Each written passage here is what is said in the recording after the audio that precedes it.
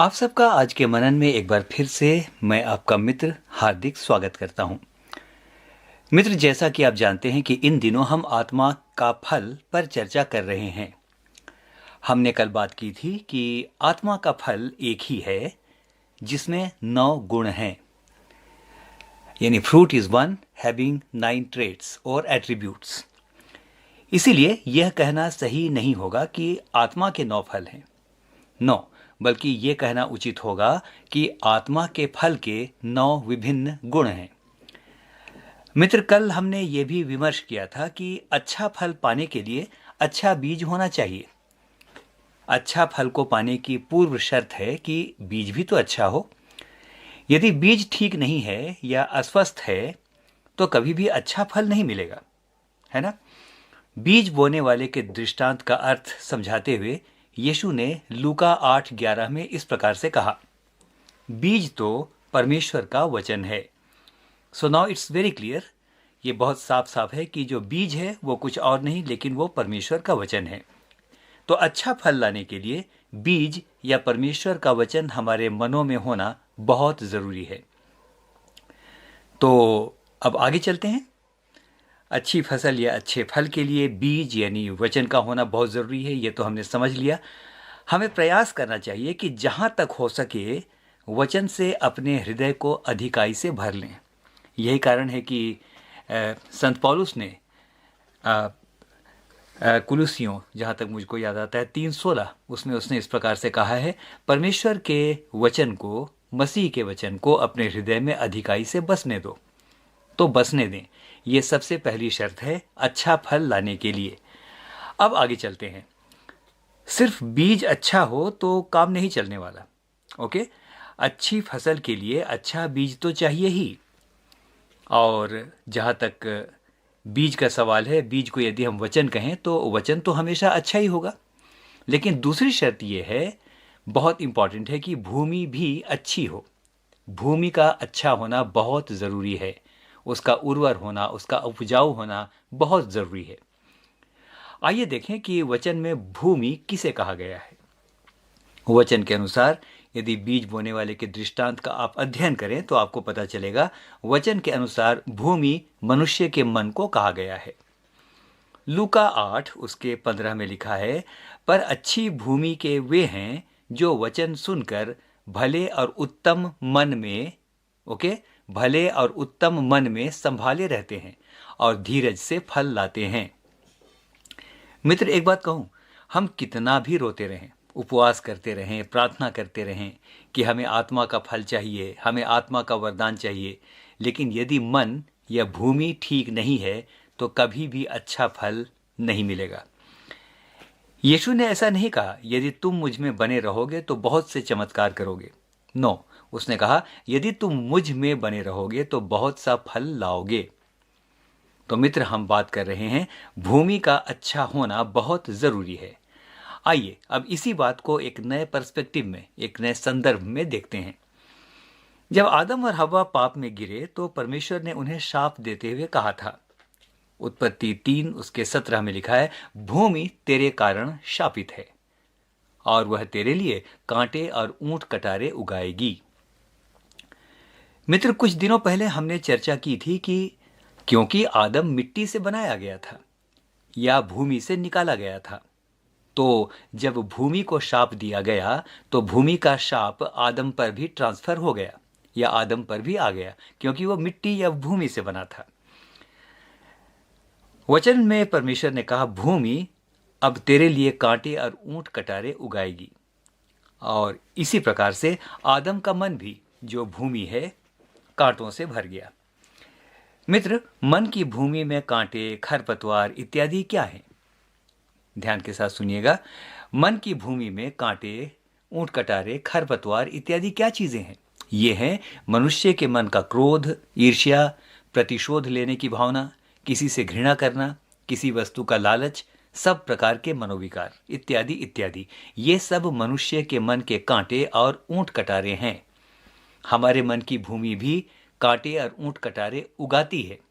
बहुत सारी बेकार की चिंताएं ये खरपतवार है। यदि मनुष्य के मन की भूमि इस प्रकार के कांटों और खरपतवार से भरी रहेगी मित्र, तो सवाल है कि आत्मा का फल कहां से आएगा? आ नहीं सकता। मुझे कई बार बड़ा आश्चर्य होता है उन लोगों को देखकर जो कभी किसी को माफ नहीं कर सकते, जो क्रोध और ईर्ष्या और विरोध और भारी और भांति भांति के मनोविकारों से भरे रहते हैं। वे आत्मा के वरदान और फल के लिए आंसू बहा बहा कर प्रार्थना करते हैं। मैं कहता हूं जरूर प्रार्थना कीजिए, लेकिन सबसे पहले अपने मन की भूमि को ठीक तो कीजिए।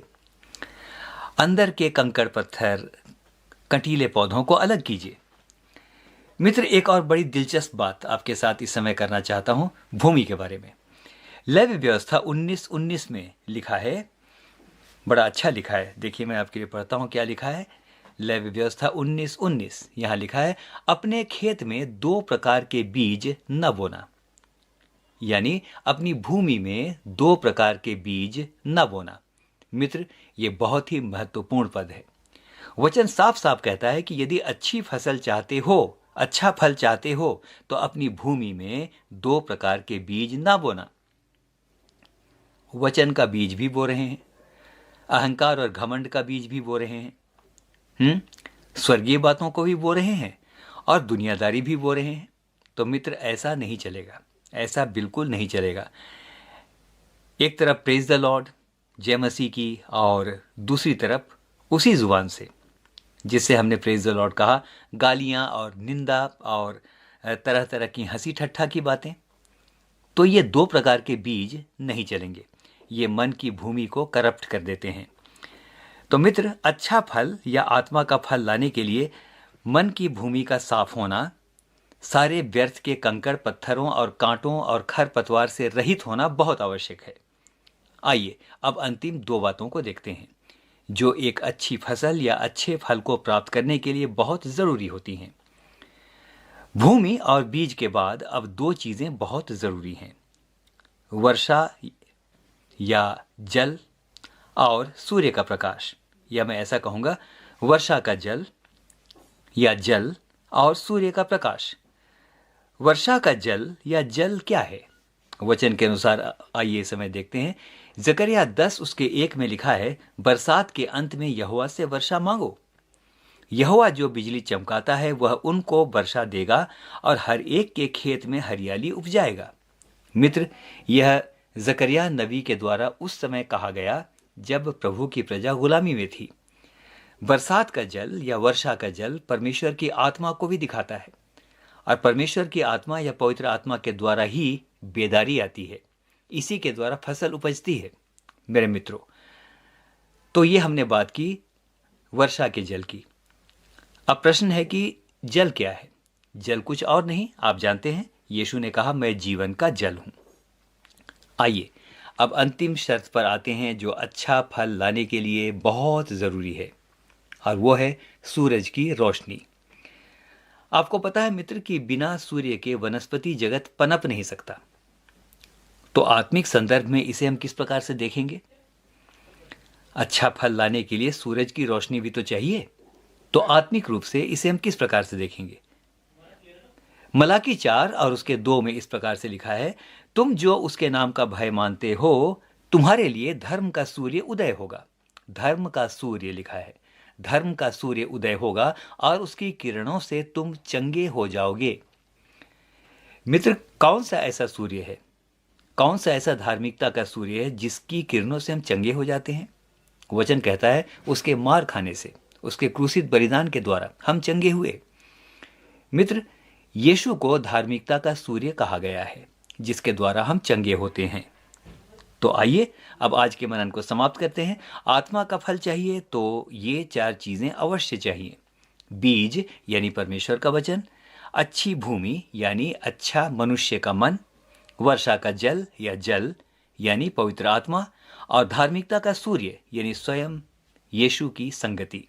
विश्वास कीजिए, ये 4 कारक या ये 4 चीजें यदि हमारे जीवनों में है, आत्मा का फल हमारे जीवन में भरपूरी से आ जाएगा। हम में से हर एक को परमेश्वर बहुतायत के साथ आशीष दे। आमीन और फिर से आमीन।